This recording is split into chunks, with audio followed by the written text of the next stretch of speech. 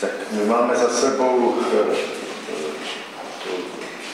filozofickou reflexi socialismu, řekněme předběžnou reflexi.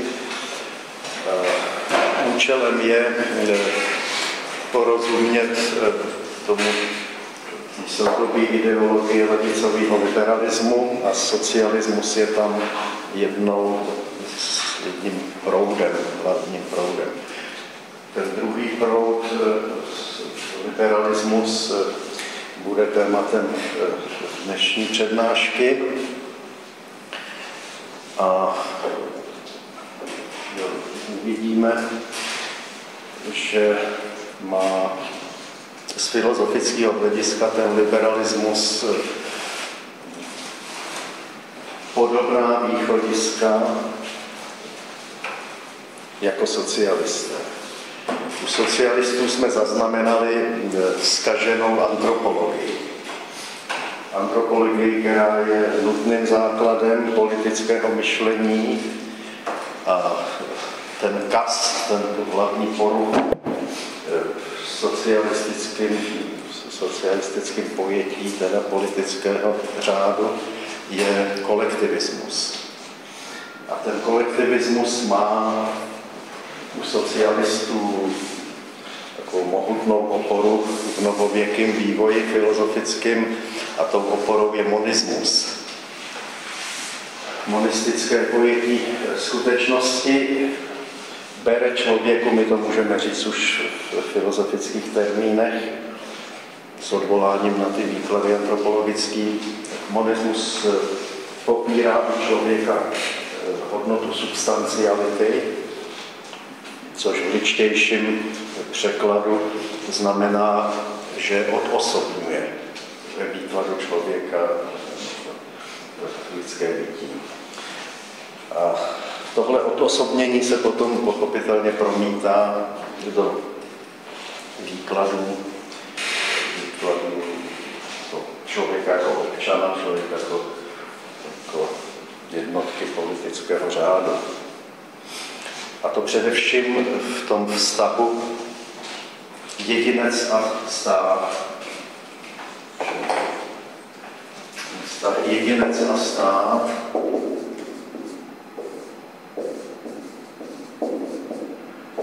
kdybychom to vzali v klasickém pořadí, tak osobní život je nadřazený životu společenskému z hlediska finality. Stát a politický život je sekundární, má spíš funkci pomocnou.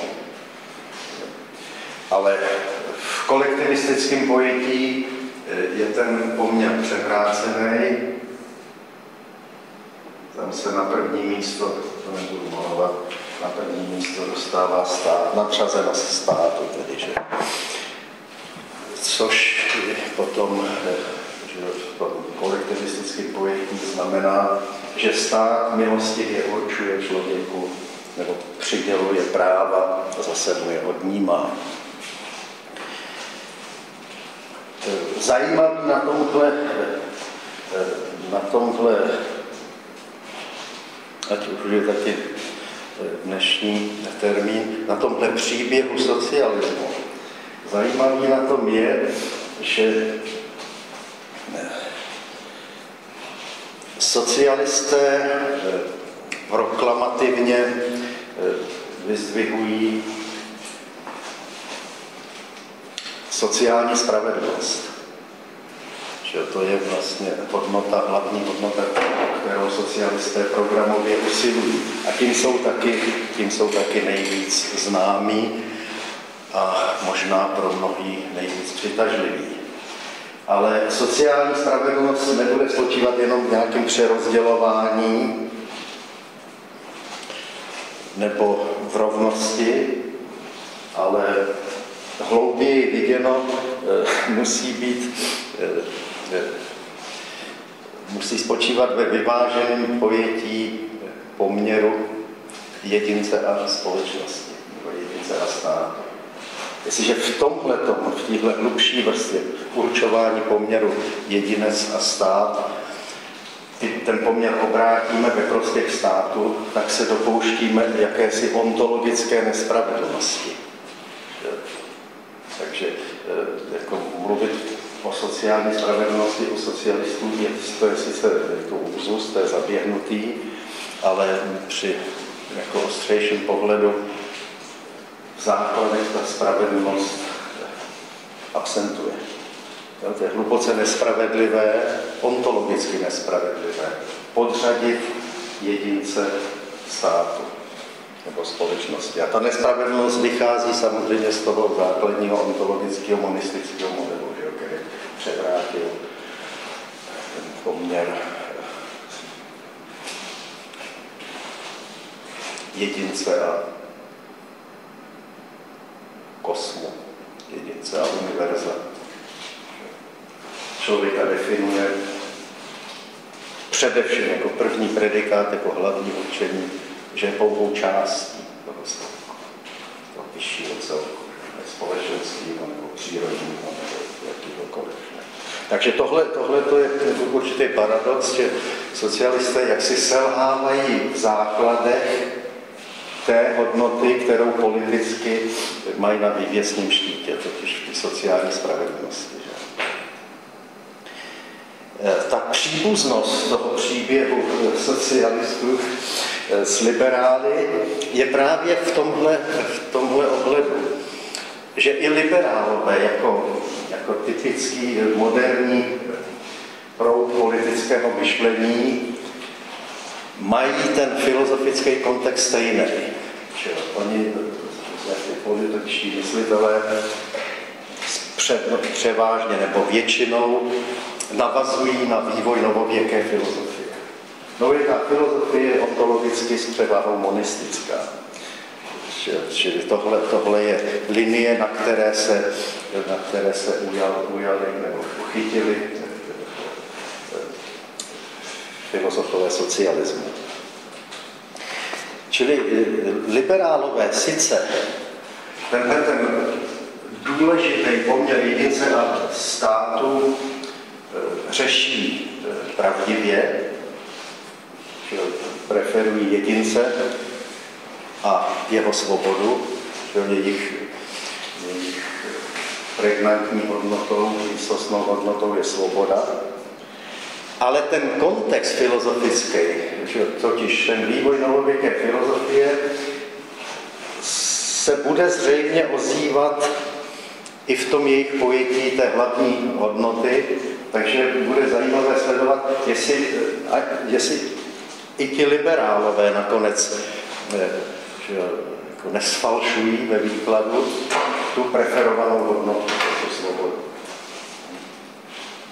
Že mají potíž s tou druhou hlavní politickou hodnotou, s tou sociální spravedlností, to se rozumí, jak se samo sebou u liberálů, zrovna tak, jako se rozumí u socialistů, že mají chronický potíže s uznáním svobody. Že tam to napětí se svobodou u socialistů je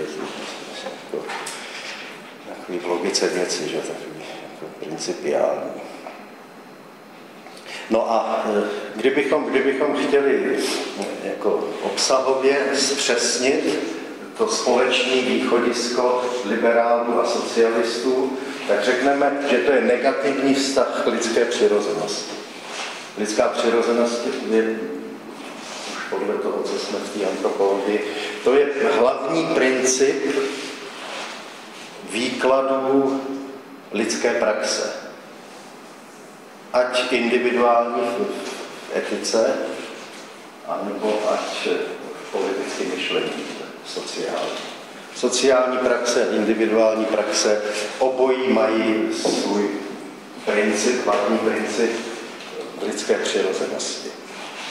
Odtud čerpají kritéria vyváženějšího výkladu těch různých polarit, které se nabízejí.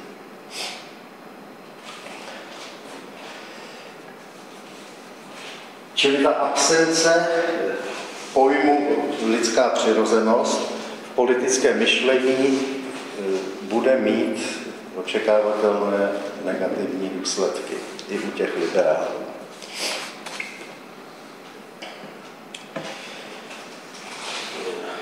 je to daný už tím, že liberálové mají často takovou, nebo vycházejí z intuice, dokud to filozoficky neartikulujou, tak vycházejí z dobré intuice, že svoboda je člověku vrozená jako část přirozenosti. Tím mají navrch vůči těm socialistům, že svoboda by státem měla být respektovaná. Stát tady má povinnosti, což socialisté na to neradi jako slyší. Ale ta svoboda je složkou přirozenosti a je začleněná nebo integrovaná v celku lidské přirozenosti. A smysluplný výklad svobody musí přihlídnout k těm souvislostem přirozeným. A tohle bude problém liberálů. Oni sice tu intuici mají, ale rozpracování, zvlášť filozofické rozpracování, se většinou děje s odhlédnutím od toho fundamentu, od té přirozenosti. A tohle myslím, že je problém liberálů i v tom pojetí té ceněné svobody, kterou oni tak zdůrazňují.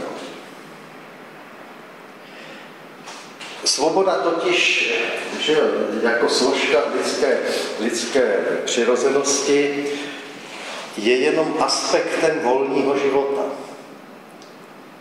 Čili chceme-li mluvit jako rozumně o svobodě, musíme ji vidět jako způsob aktivity volní. A volní aktivita zase bezprostředně závisí na poznání. A osobní život svobodný získává svou kvalitu podle toho, jak poznáváme zákon, mravní zákon. Mravní zákon, který se pak ozývá ve svědomí. Čili tak jako osobní život nebo osoba se proměňuje v osobnost tím, že žije podle svědomí, čili podle určitých dobrých zákonů, nejlépe zákonů norm přirozeného mravního zákona, tak podobně pouhá společnost se stává dobrou společností, když se žije podle svědomí, které je řekněme, kvalifikováno, osvícené znalostí společenského řádu, politického řádu. Takže ta svoboda že se dá jako rozumně vyložit, pravdivě vyložit v závislosti především na tom zákoně. A na tom, že je způsobem volního života, čili na znalosti vůle. Jakmile abstrahujeme od těchto souvislostí a vezmeme tu svobodu prostě jako hodnotu, tak jak ji normálně chápeme, tak je tady silná tendence se jako rozvíjí k absolutizaci té svobody. A myslím si, že tak jako socialisté trpí víceméně tendenci ke kolektivismu, tak liberálové mají tohle riziko. Že je tam tendence k tomu až anarchistickému osamostatnění svobody, čili emancipace svobody od zákona. Svoboda bez zákona, to je zvlášť v tom vývoji liberalismu směrem k levicovému liberalismu, tak tam tahle svoboda bez zákona je jakýmsi ideálem. Zdá se. Takže je tady druhý poměr, který se v tom politickém myšlení nabízí jako kritérium, a to je poměr mravního zákona a práva.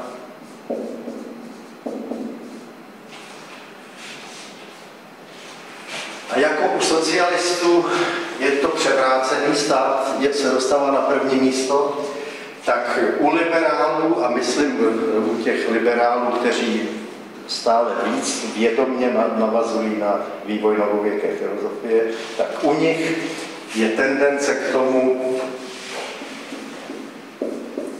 absolutizovat právo. Nejenom podřídit morálku právu, ale jak si nechat pohltit moralitu právem. No, právním systémem.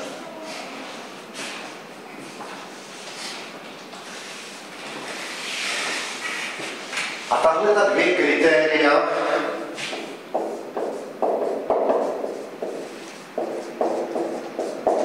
získávají svou pravost a použitelnost právě z toho hlavního kritéria, jímž je lidská přirozenost.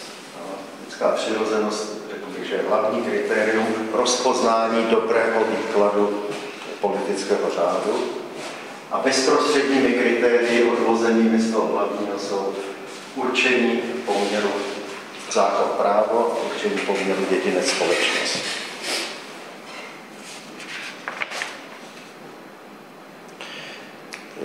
Liberálové, kteří nás zajímají v tom směřování k levicovému liberalismu, jsou liberálové progresivní, pokrokoví.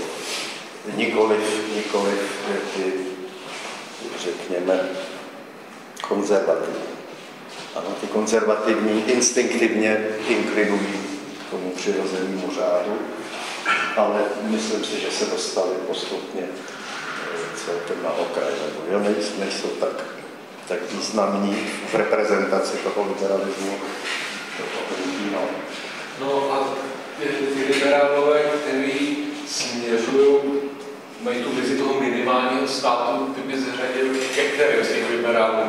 Mně se spíš zdá, že ty patří k těm konzervativním liberálům. Nebo, protože ty levicoví liberálové, zdá se mi, že ty zase spíš inkludujou ten pojem minimálního státu, který jako si je dost cizí, zdá se mi. No,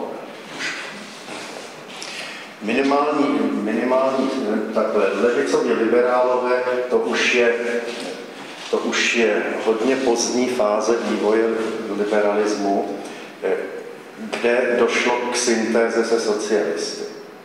Ano. Ale liberálové, kteří si zachovávají ještě odstup a určitou samostatnost, nebo nesplývají s tím socialismem tolik, to jsou libertariáni.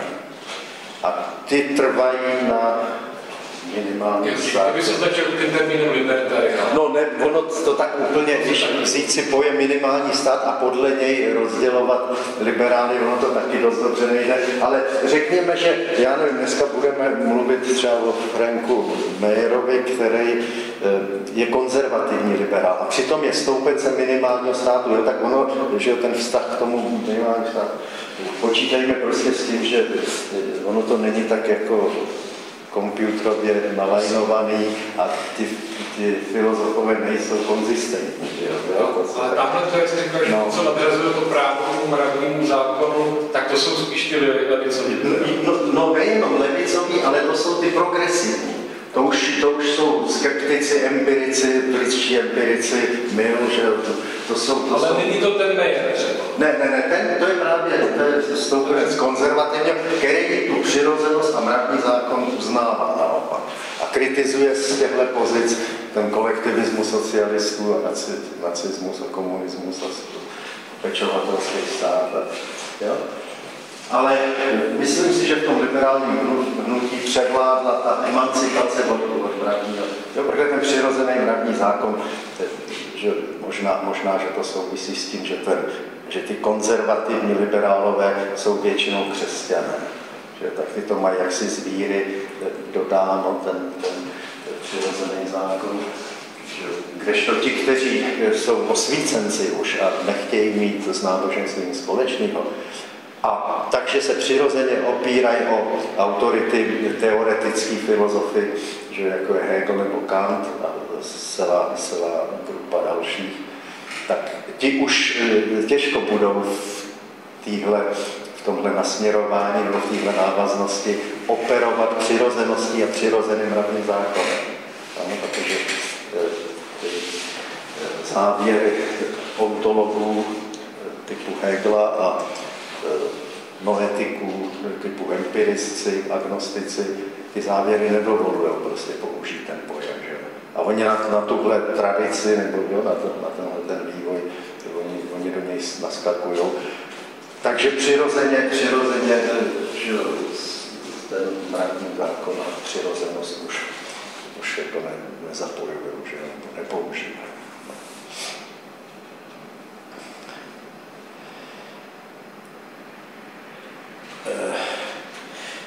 Vezměme si teď teda tu otázku minimálního státu, s kterou liberálové přicházejí hodně brzo. A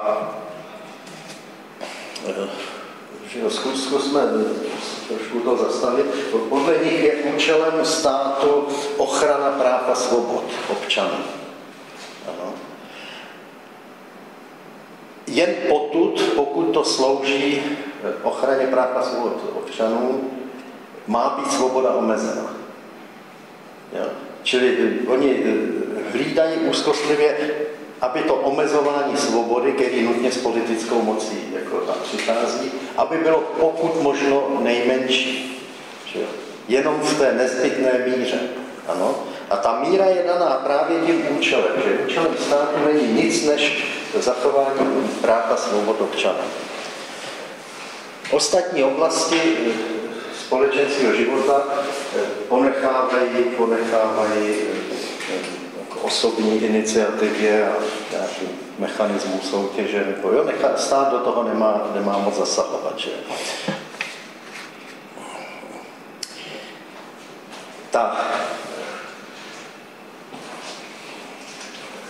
Ta absence přirozenosti v koncepcích minimálního státu se projevuje tím,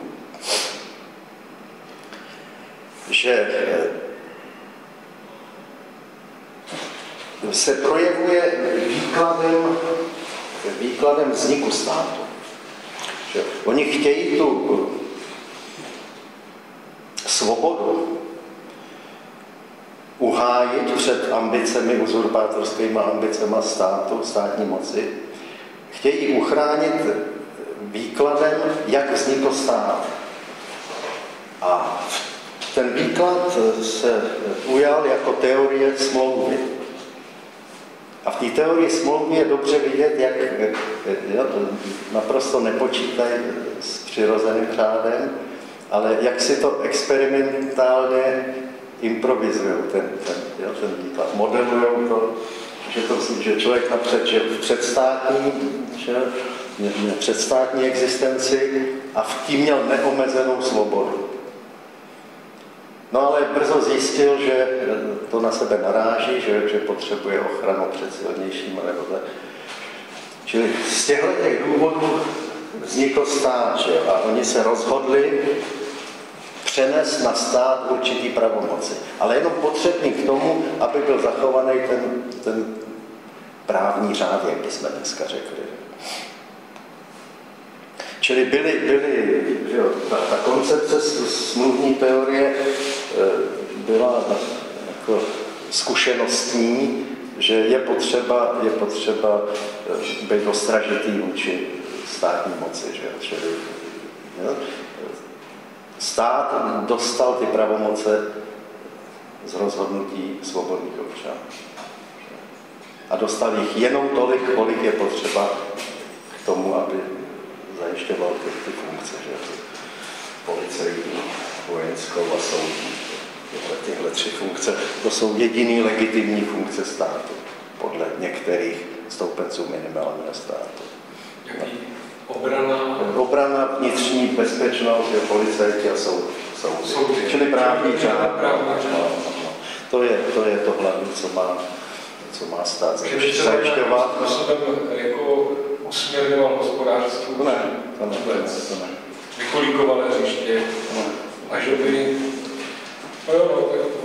Tam vidějí jeho zbytňování, tam by nabíral příliš moc. Avšak ta zkušenost se socialistickými programy a realizacemi k tomu vede. Jo, a oni v té předstátní říkají, že stát je starší než společnost, teda člověk je starší než společnost. Jo, to je jejich axiom, že? Já nevím, jak se to dalo zjistit, že stát je starší než společnost. Oni řeknou, no tak společnost předpokládá jedince, že? Ale zrovna tak můžeme říct, že jedinec se rodí do společnosti. Tak co bylo dřív? Pokud se to slepice nebo vejce. Tohle by měli asi nějak ošetřit, že? A jakmile je tady společnost, to znamená, že tady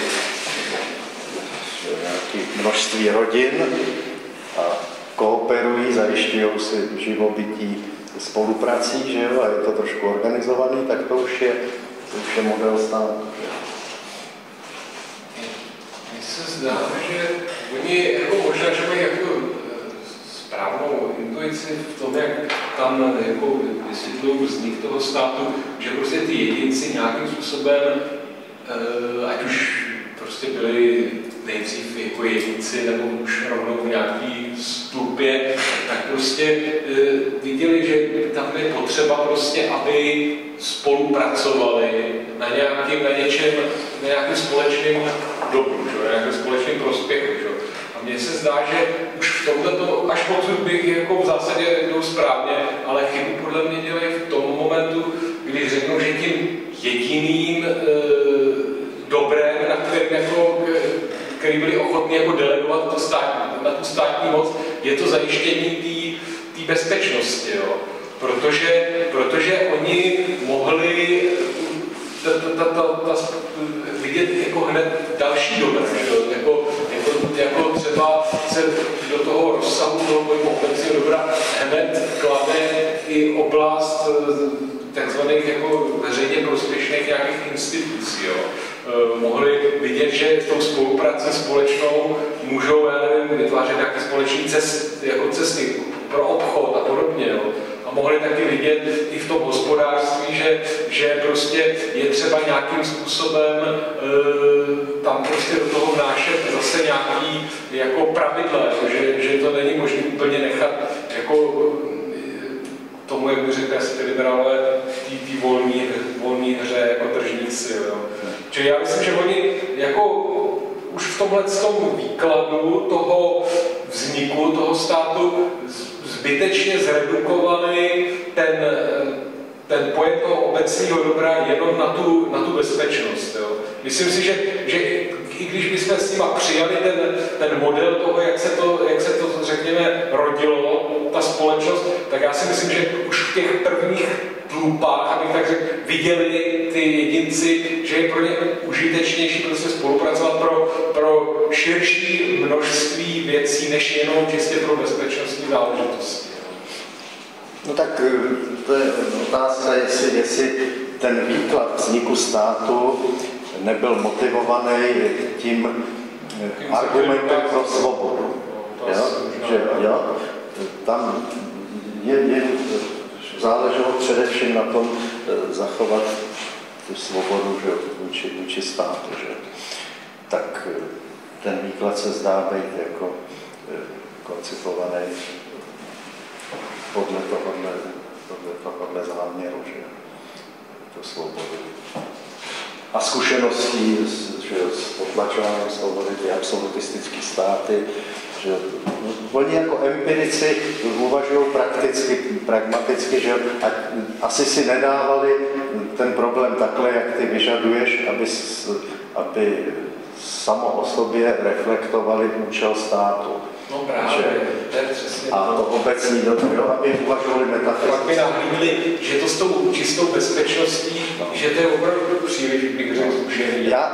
Já tady vidím hlavní nedostatek téhle hypotézy, mě říkají, smluvní teorie, v tom, že lidi sami vybavili ten stát určitýma pravomocemi. Tohle je přesně ten bod, kolizní bod s tou lidskou přirozeností. Lidi sami rozhodnou, kolik bude mít stát pravomocí. Tam už se předpokládá, že autorem řádu a zákona je člověk. Jo? Je lidský rozhodnutí. Ale co když je to tak, že ten stát je přirozenou společností? Že idea státu je obsažena v lidské přirozenosti.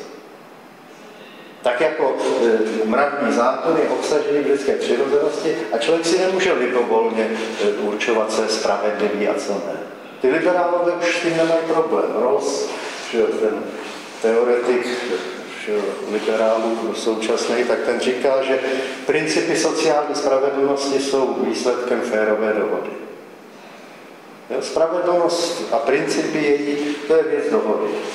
A tady taky oni se dohodli, že ten stát bude mít tyhle pravomoce a úplně vynechali, my bychom řekli tu metafyzickou složku problému, ale kde oni by k ní našli cestu, jako empirici, že ten liberalismus je zatížený tím britským empirismem, že agnosticismem Kanta potom. No, takže tady ty problémy obecného domu přijde ještě do diskuze, až se ukáže třeba